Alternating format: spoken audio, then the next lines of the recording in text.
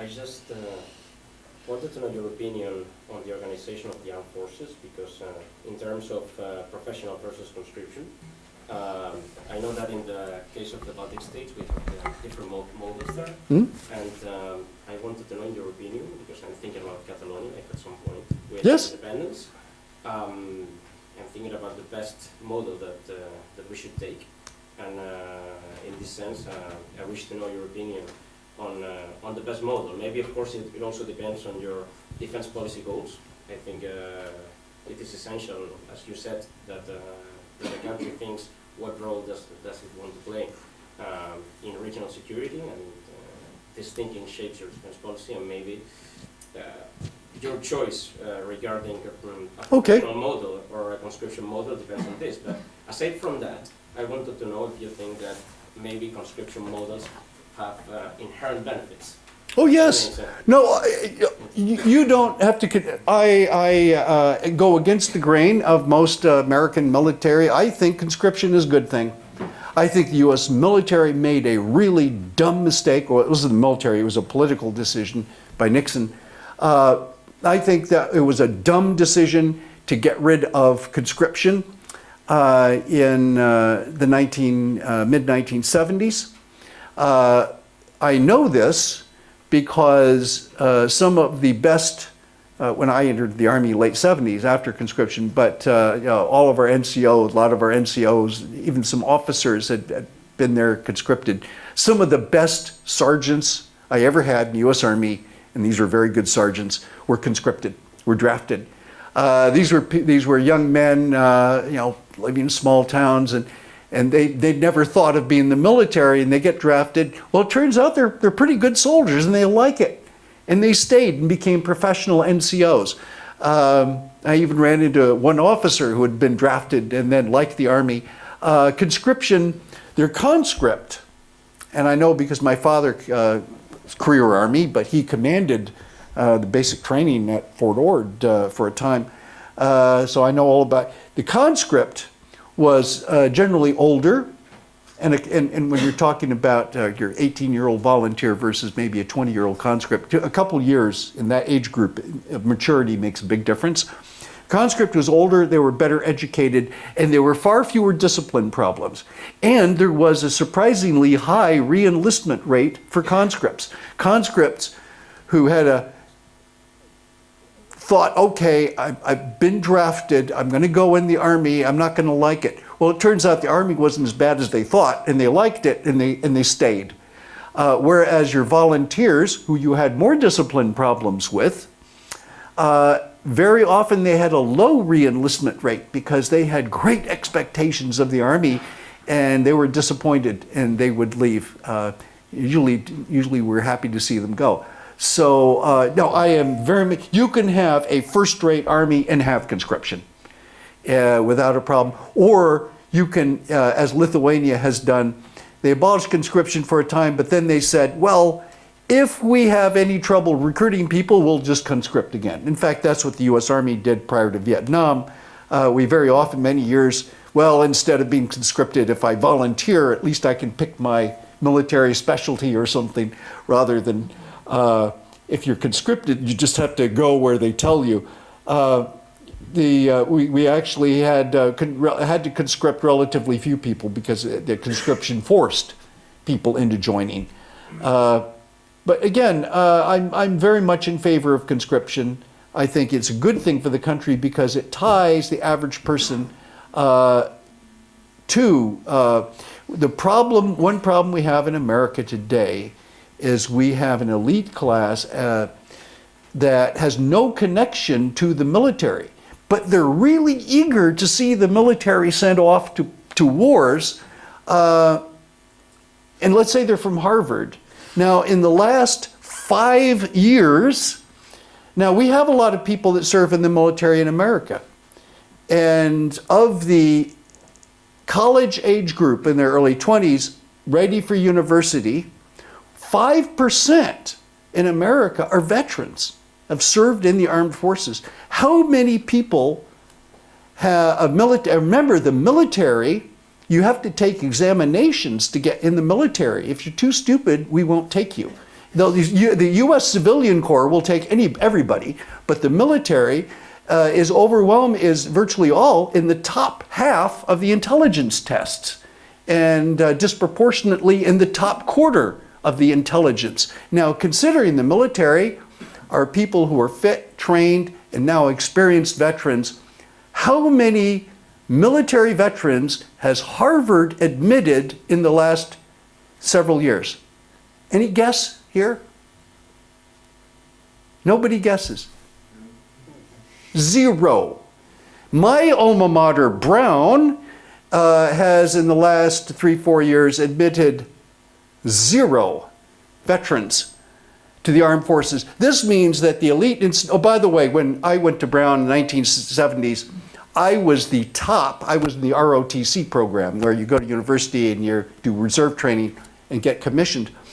I was the top ROTC cadet at Ivy League Brown University. I was the only ROTC cadet. And there were 3 others who were in officer summer programs. There were 4 of us out of 6,500 students who were going in the military. I have friends of mine from Harvard and academia who tell me that I am the only person of their generation who they know personally who served in the armed forces. So what we have in Washington, we have an elite group who have hostility towards the military. They have a picture of us as, somehow evil or something or stupid. But they have a picture of us that's a caricature, and they have total ignorance of what military people are and who they're like. And in the reality, they either have an inflated idea is that we're all Rambos and we're all amazing killer types, or that we're all morons, or somewhere in, they don't actually know. Of course, look, I grew up in the military. I know that there's some great generals and there's some really stupid generals. And I know that there's some very good officers and some really bad ones. Occasionally you find a bad one and so on. I know the military as it is. Unfortunately, we have an elite class of people that, if you have a society where a lot of people have military experience, and some colonel or general gets up and he makes some amazing statement, and what we call, excuse the expression, we have what's called a bullshit detector. I don't know if you have that expression in Spanish, in Catalan, bullshit? Well, bullshit in Catalan, maybe fullaraca. Okay, is you have an intellectual detector, and even if you served a couple years as a conscript, and this colonel gets up and or general gets up and he starts talking at the parliamentary hearings, and your detector will go off, because even when you were a private, you were smart and you saw things, and you say, oh no, this is not. But if you have not had any experience, and have never even met someone who's been in the armed forces, you don't have that detector. All you have seen are really bad Hollywood, occasionally good, but usually bad Hollywood movies and TV shows. So I'm in favor of conscription. I'm also, very important, if you have a volunteer force, is to have a large reserve force. Reserves are cheap. They don't cost a lot of money. The U.S. spends enough money so that even I, who did mostly reserve service, but 6 years active, I get a nice pension. I'm retired Lieutenant Colonel. I get a nice pension for that because they count my reserve time, and it's all calculated, and I get military medical care the rest of my life, along with my wife, and I get to use the military PX, and I get to fly for free on standby and military training, things like that. It's really cool. But your reserve forces, and a big mistake that we have done in later times is we've cut reserve forces so we could buy more technology. This was really stupid. The reserve forces connected Americans to their communities, and it connected, and the reserve forces gave us like logistics. We had logistics units. We put a lot of our support, your engineers, and your people who were military bulldozer drivers, engineers in civilian life, guess what they did? They drove bulldozers and engineers. We had transport specialists who in civilian life, guess what they did? They drove trucks or ran trucking companies. We have, you can put cyber in the military, all kinds of skills. So a large reserve force is a very good thing. And make sure they have regular training, and a large reserve force is a huge asset. And especially if you need to send them into an operational mission, they'll need some startup training. Even the regulars need some special training. But reserves, you can mobilize them because they usually have one function. They have they lay signal lines, they run trucks. I mean, remember, half of the Army is support troops. If you actually have too many combat troops, not enough support services, your Army will be ineffective. So the U.S. has lots of tail, and the tail is a good thing. And so large reserve force, even if you don't go conscription, which I recommend, is to lots of reserves, because they connect the military and the leadership with each other. And it's not healthy. I don't think it's healthy for the U.S. Army to have a relatively small number of people who serve in the armed forces and large parts of the society not connected personally to the military at all. So you brought up one of the most important issues, which is your civil military affairs. Military should be citizens equally, not inferior, but not superior either. They're citizens that have their role, and that is the proper vision for a proper democratic society and country. And I worry that that we're not having an elite not connected to the military is not democratic. It's bad. Yes, sir. No. Oh, okay. Oh, you call for it. You call the people. Tenim un micròfon.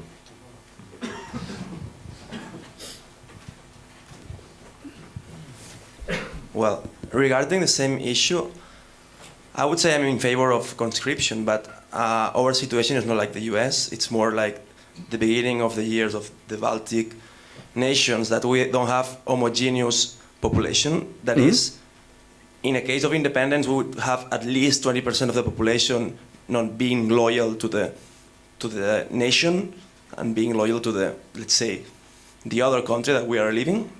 So in this case, I wonder, maybe there's some study about that. Conscription would be dangerous because we would have a percentage of soldiers not being loyal to the nation, or on the other side, it would strengthen the national attachment, let's say, to Catalonia in this case, or to the Baltic countries. I don't know if you get my point. Yeah, I get your point exactly. But in Estonia, they actually will conscript Russians, ethnic Russians. And one of the things they do in the Estonian military is and these are people born and brought up in Estonia, they don't speak Estonian, is they have to take Estonian lessons and learn the language. Back in the Cold War period, the Bundeswehr had conscription.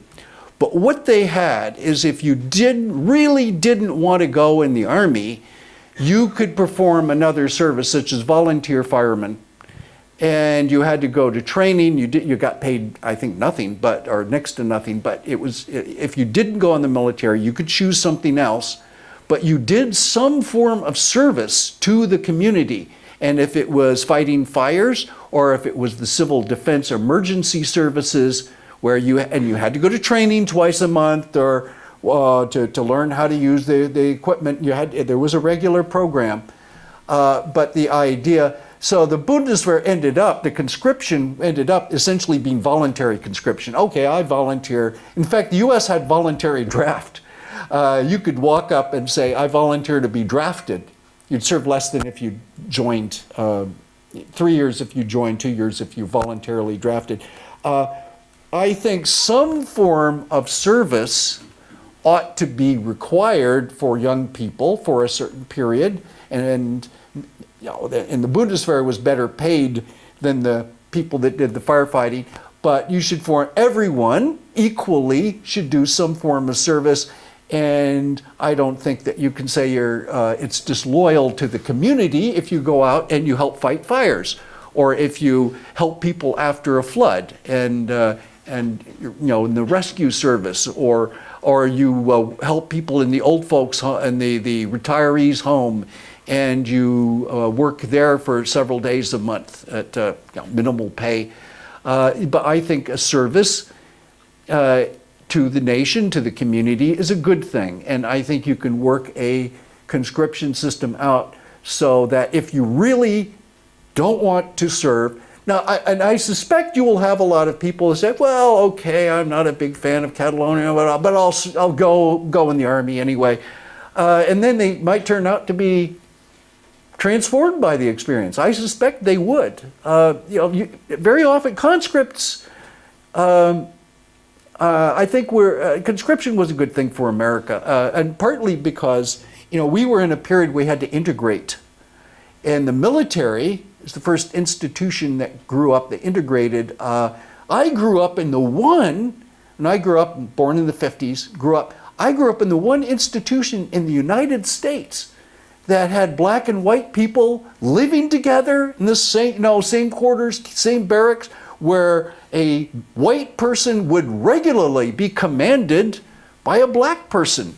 And it all happened, and people had predicted that it would tear the country apart. The army couldn't function if you had to make whites and blacks together. And guess what happened? Nothing. Nothing. In fact, whites and blacks learned to live very nicely with each other. And I think the conscription actually helped our country because you forced all these people to work together, and they found out that they worked together and relied on each other and so forth. So my experience of having grown up, when I was growing up, because the U.S. military was all the world, it was nothing to me to have interracial children that I would play with in the neighborhood, because you had, you know, army, you know, officers and sergeants who'd married Japanese women or Koreans or something. So you, you know, it's funny when I go up the Ivy League and the liberals, as I, you know, Ivy League land with all these rich liberals who, you know, love to talk about, signal their virtue. Well, I grew up with more integration and around people who were multiracial and didn't even think about it. And that was because the U.S. military was like that in my era. So conscription can actually be a good thing for integrating the society. In Estonian, they actually use it to sort of integrate the Russians with the Estonians. And I haven't actually done a sociological study, but on this, it would be a good subject. But again, you can follow the Bundeswehr system where you require service, and if you really don't like the army, there's something else you can do. But I think telling everybody that they need to serve the community is a good thing. But I'm an idealist. Preguntes? Bé, bueno, em demano el torn de paraules. I have one question that Okay. I think that it's linked with the last question. In the build-up of the Baltic armed forces, there are two vectors. One is to fill the gap of the capabilities, and the other to send the people to learn. How these two vectors were reconciled? Because Baltic armed forces were built up from scratch. Yes, they were. And I have to be very grateful to the Nordic country. I wasn't there for the beginning. Okay, I not at all for the beginning of this. I certainly heard about it. The Baltic states again had a huge advantage in. No, you had a lot of people who had been conscripts in the Red Army, and frankly, you know, being a driver for a couple of years in the Red Army didn't really prepare you for officer leadership or whatever. There actually were a number of Baltic people who had become professional officers in the Russian Army, and they deserted. And they went and smuggled themselves back to join the security force of their own country. Very interestingly, people who had served in the Red Army, who knew just how awful it was and how ineffective it was, they opted to go completely for Western model things. And the first thing, the advantage the Baltic states had is they had a very highly educated population. One of the bosses I served under, Commandant General Gunders Abels, he'd had to do some training as a reserve officer because everyone in the university had to do reserve officer training in Latvia, and he had qualified as a veterinarian. And as a young, brand new veterinarian, he had joined the security forces and he didn't have much military background. They sent him off to learn French. He went to the French Staff College, and he became a very capable commander and leader. And he went to, but he immediately, they sent some of their best and brightest volunteers off to the Western schools, the French, the Nordic countries. Another boss I had, who's now commander, major general commanding the Estonian reserves, a brilliant man, Meelis Kiili. And he'd been a private in the Red Army. He had a university education, very idealistic. He joins the Estonians. They sent him off to the Royal Marine Training Course. And that is one tough program. I'm thinking he must have been really, I knew him when he was a little older and chubbier, and he used to laugh, but when he went through that, he must have been pure muscle. But he did the British Marine training, and then again, the Western program. So they immediately sent out a lot of their best and brightest, smart people. Again, he'd been a driver in the Red Army, which was not an extensive experience, except in bribing Russians. And they selected, these people went out, they got the best military, and the Western countries were quite good at offering them places. The US will offer plenty of places, but many other countries, European countries will. And then they came back to provide the leadership cadre, and they very quickly built up a capable, if you have a capable group of sergeants and a capable group of trained officers, you can train soldiers.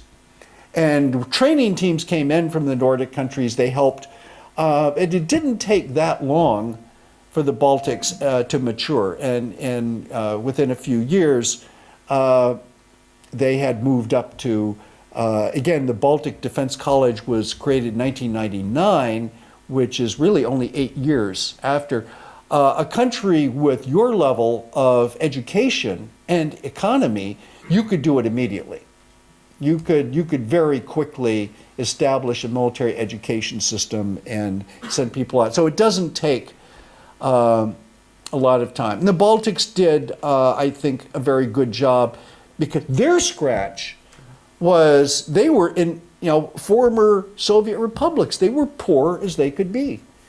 And they had to deal with collecting aid, and they got old weapons from Sweden, and it was a hodgepodge of equipment. It was very messy. You could actually, you're wealthy enough, you could actually have a well-planned, well-organized procurement and expansion system without too much trouble. They had to improvise, and they had to improvise quickly because if you're living next door to Russia, you have one major security issue that you're thinking about. But they did well. You're in a much better position to start from scratch or semi-scratch. So I wouldn't worry about it. And now the Baltic peoples are smart and well educated, but I think the education level here is pretty good too. So I think you could do that. I wouldn't worry about it too much. Nice to know.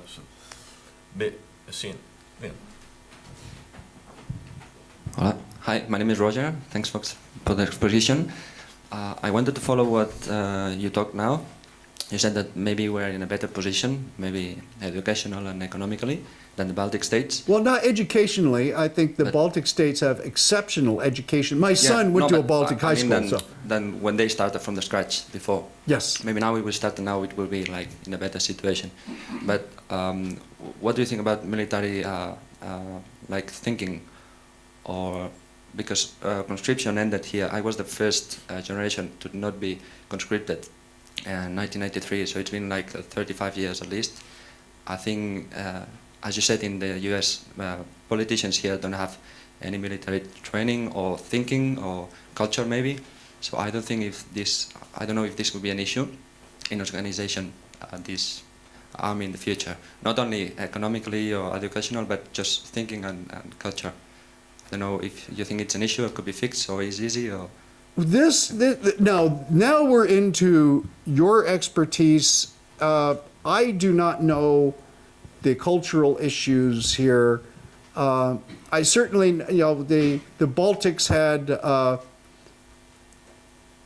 certainly some cultural heritage in the fact that the military people that they had all been trained in a badly functioning system and and certainly undemocratic system. And the one thing that even the ones who had been in the Soviet military, they knew that that model was simply to be thrown out. Just trash it and go completely Western, which meant that even the people with professional military background needed to transform themselves and be retrained in the Western way, which was, by the way, far superior, militarily as well as for society. In your case, the people who have experience in the Spanish army, there might not be a lot of them, and they certainly do. Anyone in the Spanish army, which is a NATO army, has to know English. They have to know the NATO command system. It will not be a wrench difficult to translate that. You don't have to, don't change your doctrine. The Western countries and even the non-NATO countries use essentially the NATO operational planning system. Or the NATO system of doctrine is a plan. We're not talking equipment, we're talking about a way of thinking. And the NATO approach to thinking, the Austrians use it. And remember, the Austrians voted to keep conscription because they thought it was a good idea. Again, I look at the economy, the education level. You will have fewer problems, far fewer problems than the Baltic states ever had. And again, it's something I think you can get a group of very smart Catalonians in a room together, and some of you have military experience, maybe not, and to listen to each other and come up with a plan. Good. The Baltic states didn't have the time. They had to improvise. They didn't have the time to develop a long-term plan. If you start thinking, and this is why this group is so important, think long-term. Think about if you were to prepare to get an armed forces started, how would you prepare the personnel list, what kind of qualifications, and you start walking through a lot of very basic questions. How many people would you need for your initial cadre? And remember, the strength of the Western forces is also a very professional NCO corps, which I do not believe is in the Spanish tradition. It's in the British and the American and the German tradition. In other words, but it is not. And by the way, armies with strong NCO corps are very good armies. And your NCOs are your technical specialists. They're your lowest level of management. They're the floorman or the team leader on the factory floor. And your officers are the next level, your mid-level of management. And they are that. Just imagine having a company or factory and you don't have foremen and don't have team leaders. And you only have the mid-level management. Your company's going to go to hell. Your factory will go to hell. But you have those NCOs who you pay well, and those NCOs have to go to training courses. They have to take exams. I mean, you have a strong NCO corps. And again, the Western countries have excellent NCO training models. You have a strong NCO corps, and you have a strong officer corps as a cadre, and you build that corps. And again, I think that's a weakness of the Spanish military tradition, as I think you had conscripts and you had officers. That's the Russian tradition too. You don't have real NCOs. You take a smart private and say, you're the sergeant. But that doesn't really work. So your junior officers are overloaded. When I was a junior officer, I could do more middle ranking tasks because I had sergeants who handled a lot of the key tasks themselves. If you're an officer, you take responsibility if something goes wrong, but the sergeants are the key part. And this is why our armies are actually very good armies. I don't think our politicians use them well, but our armies themselves have this wonderful NCO system that makes them effective. So you have to think through things like how do we recruit and train and also take care of those NCOs, those officers, and you have a cadre of effective leaders and you build on that. And this requires a military plan will have like 4 or 5 phases, and you will have lines of operations that will change over the phases. There's a whole chart. So we used to give courses on how to do strategic planning. And you have to think, you have to get somebody who knows strategic planning and sit down and walk through the strategic planning system if you're going to build armed forces. And there are very effective models to follow. And so you want to have a discussion, but your end state, you will have a big long piece of paper or electrons, and you will divide it into time periods, and you will have lines of operation, the key things that you have to do, and then you will have notes as to how much resources you put in and in your key time points. I tell you what, you should bring me back for a seminar, and I can teach you how to do, I can give you the long-term strategic planning. Because, and again, I'm only moderately bright, but very smart people over generations have put together a sort of matrix on how to plan that works pretty well. And all you need to do is have some smart people put the input and some numbers and ideas into there and make some decisions. Okay, and every time you make a military decision, say, what are the advantages of this and what are the negatives? What are the disadvantages? And you have to think through each one. You come up with, let's say, 3 options. This is how good commanders do this. I've studied how Eisenhower made strategic decisions, and he almost never made a bad one. And Eisenhower would have the different viewpoints on conscription presented to him. And these people would write staff papers and they would present research and usually boil down. Well, World War II staff papers are brilliantly written. I've read through a lot of them. They're like 15 pages.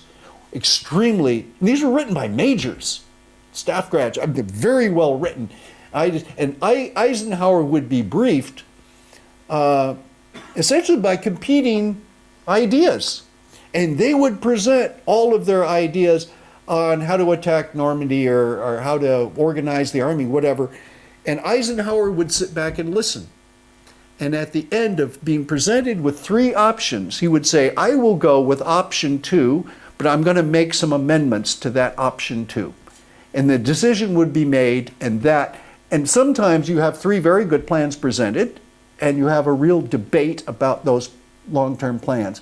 And then decide on option 2, and maybe make some changes to that, and then you go with option 2.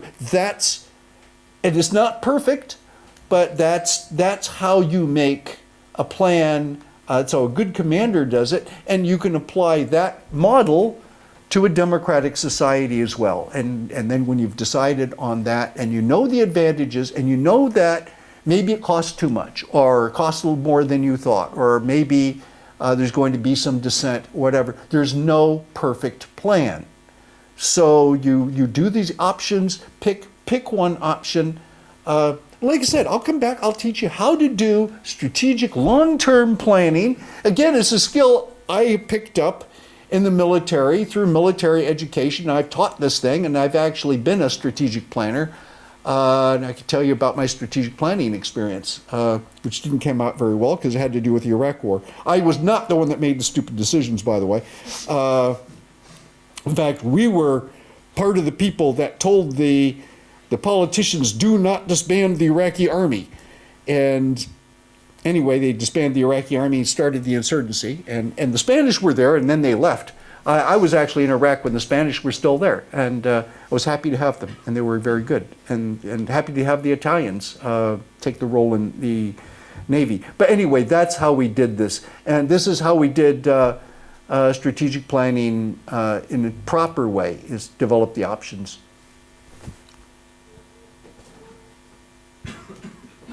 You're getting a lot of good military education tonight. So if you haven't been in the military, you're getting some good strategic education, and you get credit for this. Yeah. Hello. As a follow-up to the last question, on culture, I was wondering what the attitude of the general public in the Baltic states was to military affairs when they became independent, because my feeling is that peoples that have been repressed for a long time and have been at the bad end of military conflicts for a long time sometimes develop negative attitudes towards the military and become kind of pacifist in a bad way. And I think this is a problem here too. So I was wondering what the attitude was in the. Oh well, it was actually in the Baltic states quite different, except for the ethnic Russians in Latvia and Estonia. The Baltic states were fiercely nationalistic because they had been repressed, and I admire them so much because they had kept their nationalism in all kinds of subtle ways. The Estonians had singing festivals in Estonian, and the Estonians had a film industry. It was quite a lot. For a country, 1.5 million, they had a film television industry that was actually very good. And it focused, and they used to show all these old movies in the 60s, and they were still love stories and sports stories and even musical comedies. And you would not know the Soviet Union existed from these movies. They were very innocuous, but and the Latvians had national folk dancing, 20,000 people at once in full costume. They did ways to preserve their national identity and their language. It was very important. So when they became independent, they knew what they wanted to do. And so, and they knew that the military was not the Red Army, that they wanted something different. And remember, they were breaking from people. The 3 Baltic countries are Western in religion, in culture, and in history. They are not Eastern. And so they had little problem adapting to the West. Now, you are breaking from a country that's not in the similar, you have a different cultural situation and also probably a deeper pacifist. I don't think that that's going to cripple you. If the majority of the population want something, I think that they should again be fairly tolerant of the minority of the population that disagrees. But in the Baltic states, with the exception of the Russian ethnics, which are pretty large numbers, the Baltics participated in one of the largest illegal demonstrations, if not the largest in human history, when a couple million people linked hands 600 kilometers from Tallinn to Riga in flying the national flag, which was a crime. And they linked hands, and I forget the actual numbers, but it's actually enormous. On the 50th anniversary of the Molotov-Ribbentrop fact. So this just shows, and there were a lot of Communist Party members linking hands there too. This just shows how much the population wanted their independence. That had been, again, the repression issue. I know that certainly that Catalonia has been in times repressed, but nobody does repression like the old Soviet Union does. So, and again, that repression, I think, had forged a very national consensus, is that even the Russian ethnics to a large degree didn't disagree that they had to go, that you had to think and do things in the Western way rather than the old Soviet, because the Soviet system was so discredited. In your case, you're not dealing with a totally discredited system. So there are going to be far more people. I am not, have no expertise, so I better not talk about this because I don't have expertise in it. But you're in a different cultural situation and a different political situation in which how people feel about nationalism. But I can talk about the Baltics. Again, the Baltics have done very well for themselves. They're not quite at Western living standards, but considering where they were, they are moving very, very fast towards a Western. And Ukraine could never make up its mind. Ukraine wanted independence. They got themselves partly into, mostly it's they got themselves into trouble because they had a very large group, a group of elites that wanted to remain Soviet. And their military institutions remained Soviet in every cultural way. And they couldn't drop the old ways and simply turn to the new, to a new and better model like the Baltic states did. And because they couldn't resolve, in, I guess it was 2015, I was looking at the GDP. The Russian was like $13,000 something a year. The Estonian was 20, the Latvian was 17, the Lithuanian was 15. All the Baltic countries, no oil, all the Baltic countries had easily surpassed oil-rich Russia. And the country that I really noticed on the GDP, this is just a couple of years ago, was about $3,500 a year, was really low, was the Ukraine. And so the Ukraine, with all those resources, has remained impoverished because they can't, they want to go Western, sort of, they want Western standards, but they can't, they want to keep the Soviet ways in so many ways, and they muddled themselves for decades. So anyway, I don't think that's a clear answer, but you know, you've got particular situations in every case. So I wouldn't, I can talk about the Baltic military because I really know that stuff, but the comparing your society to the Baltics is a very tough thing to do, and I'm not qualified to understand Catalonia, but I'm sympathetic. Time for one last question.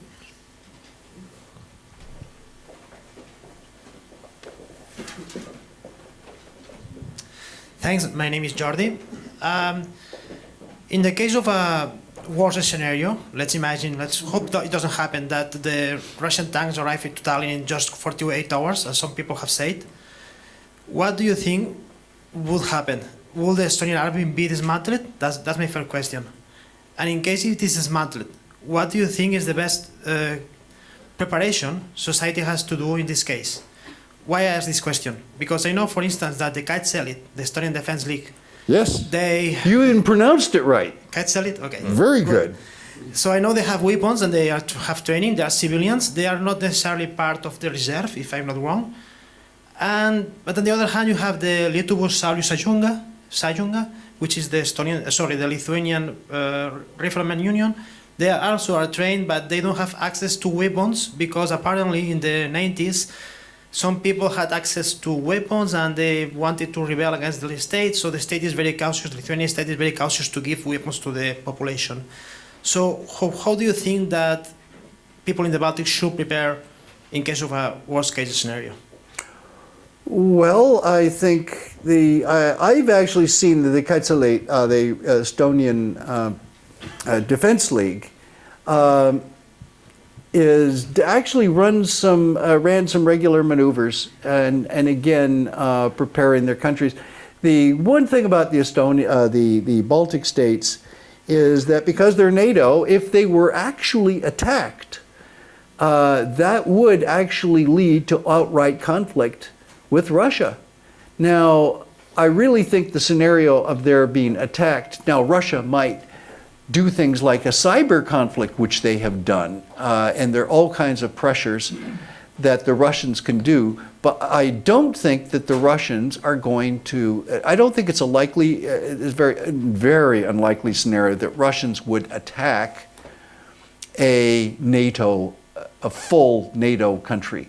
So far, they've attacked Ukraine again, it was very stupid of Khrushchev to have given the Crimea to the Ukraine because it's a majority Russian. I mean, the Ukrainian, it's a very, the whole issue about Ukraine is actually complex on that. And the Georgians were actually almost pushed into overreacting in Ossetia, which giving the Russians, provoked them into an excuse. Now, the Baltic states are not going to be provoked into anything extreme. And so I think that's a very unlikely scenario. But if they did, certainly they would, one, resist, because they know, and their national shame is that they didn't resist in June 1940, and it was worse for them as if they had resisted. If they'd resisted, fewer Baltic people would have been killed than as happened. And the second part is certainly they would get very quick help. The Poles would get involved. Poles have a very good army. NATO air would come in. And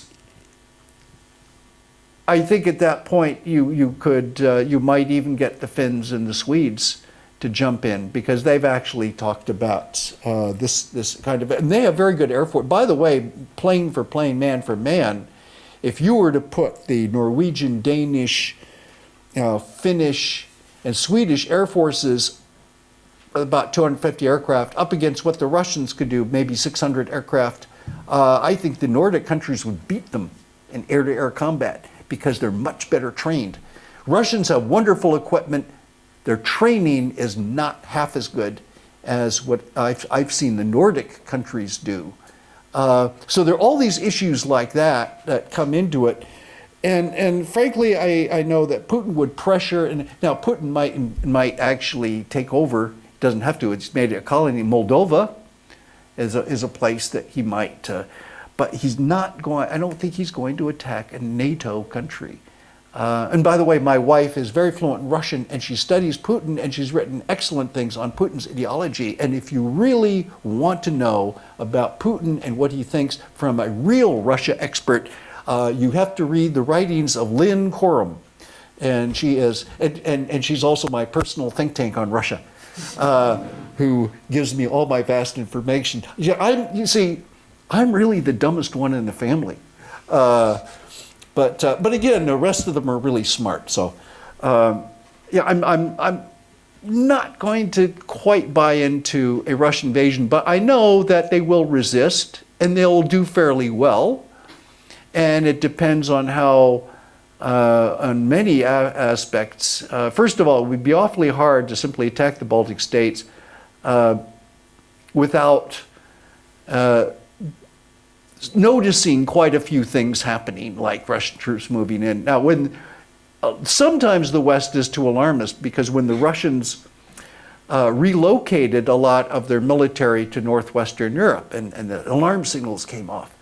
Well, why they were doing this, my Baltic friends, I have a lot of Baltic friends, and they study Russia, and the other people that study Russia really well are the Finns.